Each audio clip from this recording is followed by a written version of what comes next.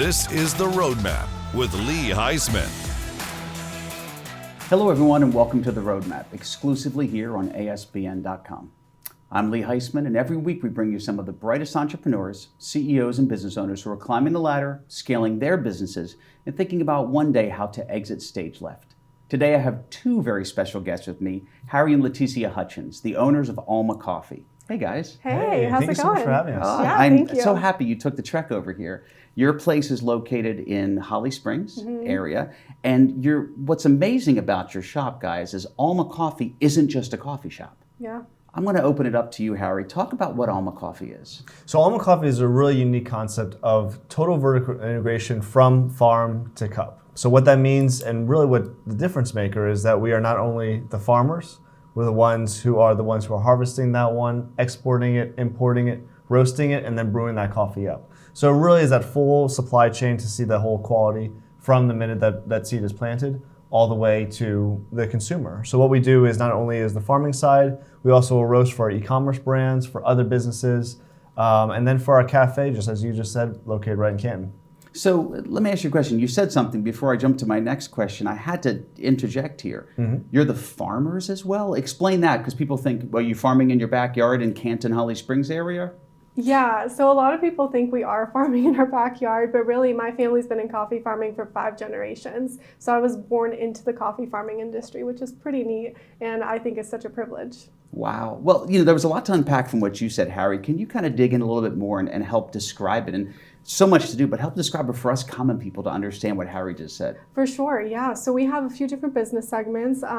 In the US, we have our roasting, e-commerce, B2B, and then our coffee shop. Our coffee shop is super cool, and we really encourage you to come visit because you get to see the whole roasting process. It's really open concept. You can come in, get a cup of coffee that you see being roasted right there, and then you see our e-commerce being fulfilled at the same time. So it's really a unique experience. We want to bring you through the coffee supply chain during your visit. So I've been there, Harry, and it is unique. Describe a little more about that, because I feel like I'm a part of the process. When I'm just getting a cup of coffee, I'm like a front row seat to that process.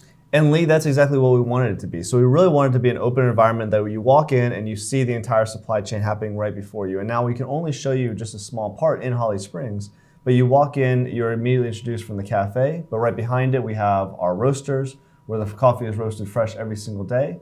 You're seeing then it goes right through the packaging line. So what we really wanted out of that was to really kind of show off American craftsmanship and really what, working with your hands the old-fashioned way is. We have 24 people running around doing something just as simple as making a cup of coffee.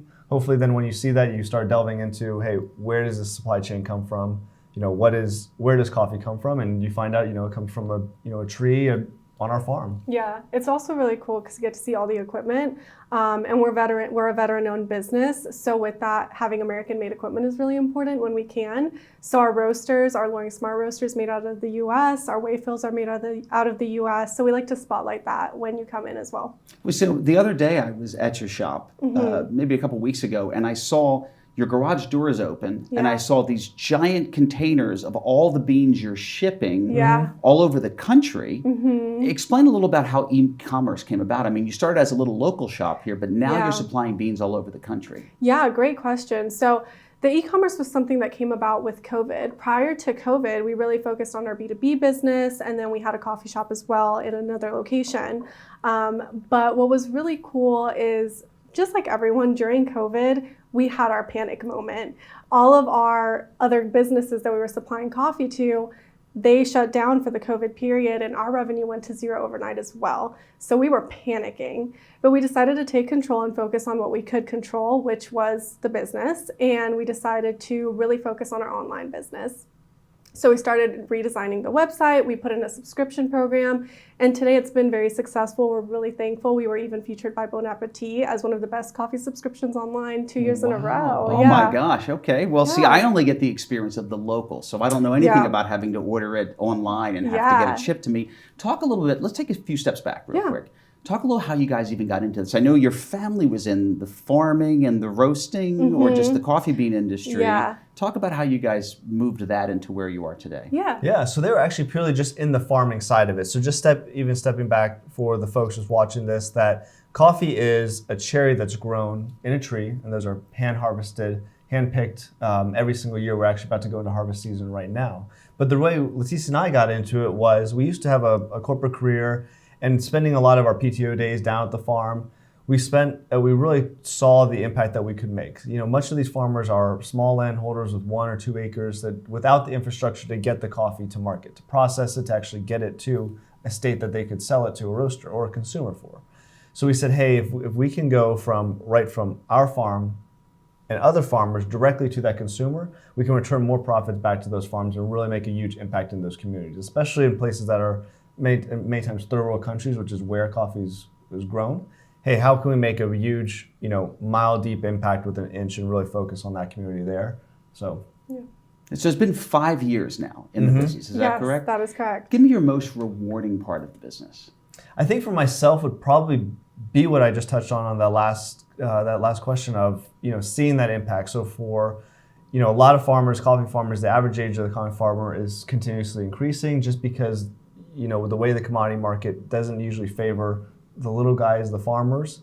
And so when we stepped in to try and change that and make a difference in the industry, there's a lot of farmers that are now positively impacted by higher wages, higher prices that they're getting paid for the coffee. So seeing the impact that we're making in those small communities with those farmers and their families, that for me is the most rewarding.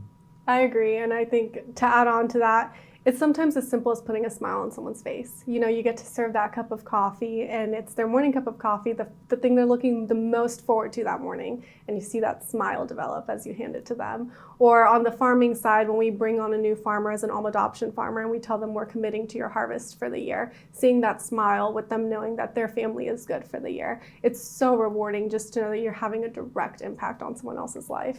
So talking about improving people's lives, which sounds like you're doing obviously not only locally, not only across this nation when shipping all of your beans across the country, but also over in Honduras and getting these farmers involved in the Alma project. Talk about that impact as well. What other facets of improving lives? Because I know you're doing things over in Honduras more than just adding farmers to your empire here. Yeah. Well, I would definitely say on the, just giving out those opportunities. I mean, for us, we really believe in the idea of teaching someone how to fish over just giving them a fish. And so one of those big opportunities for a lot of our team members, we've applied for visiting visas or tourism visas for them to come over to the U.S. to really see, hey, this is all the hard work that we're doing in Honduras, and this is the final product, and how can we increase quality for the folks that are actually enjoying the coffee. And then I would say on the long term is with the construction with a local nonprofit here in the United States called the Madiak Foundation, building a school and clinic, and really the school to be able to invest in not only the folks at our farm, but also the surrounding communities who may not be able to attend schools in the towns that are hard to access for them without the cars. So for us, I think that'd be the biggest one that we really try and do is try and give those opportunities. Well, you spoke a little bit about you've already completed one school and you're now into well projects. Could you guys elaborate a little more on what you're doing over there? Yeah. So now that we're finished with the school, we're actually in the process of hiring a teacher. The next projects are going to be the well projects for the surrounding community. So high in the mountains, fresh water and clean water is hard to get, and constructing any wells, because you have to go down so far, is a huge endeavor. So again, with the Madiak Foundation, partnering up to bring running water, clean water to those rural communities. So we just did our struck first well water, going to build up the tank, and then continue from there. That's wonderful. So I know there's so much to talk about because you have the people over in Honduras, of course, that are getting impacted, but I can speak personally about your local shop, which is just quite amazing. And you said 24 people are there. Yes. Yeah. Every time I walk in, everybody has a smile on their face, and it's very authentic. Talk a little bit about, the adage that you have these days, it's real hard to find good staff and employees. You guys seem to kind of change that. It seems almost easy for you. I would say the good folks do find us. We have a really, really incredible team, and I think that just comes down to just doing our best to give them the voice to be able to make the changes that they want to have. Leticia and myself, we really look at our job as simply to give them the tools they need to succeed, and then we get out of the way. That's the best way they're going to be able to actually flex the muscles and flex their creativity and what makes coffee fun for them. So. Yeah, and I think we really focus on finding passionate individuals, being passionate about people, being passionate about coffee, and that shines through in customer service and the experience. We really want it to be a healthy working place, and we encourage talking because we want everyone to enjoy the workday. So, I've also noticed I find you guys on occasion in the shop, Yeah. and, you're just back there doing the same stuff everybody else is. Is that is this something you just can't get out of? Is it something you enjoy doing? We love the hustle. Yeah. I would say, since we started, I mean, back in 2018, 2019, we were just in packaging everything, making every box. I think we're just so humbled and honored that someone would, out of the many choices they have to go get their morning cup of coffee, they choose us, and that's really what the goal is that hopefully if consumers will choose a more ethically supplied and more ethically sourced coffee bean, that's how the world's going to make a huge difference. But for us, just getting that one order is huge. I mean, there's still some names I recognize on our subscription from when we first started, when we were packaging it. So I think we just love to still just be connected to the business. Yeah. So as I wrap up, guys, and I have to ask this, you guys have a business together. Mm-hmm. You've been husband and wife for some time now. Yeah. Mm-hmm. But I will ask a very direct question. Sure. And I'm going to start, of course, with Leticia here and ask, as a business owner, Mm-hmm. You have a partner, and they Yeah. always say, the only ships that sink are partnerships, and that isn't the case here, and I Yeah. don't see that being the case. But what is the one thing you change about your business partner?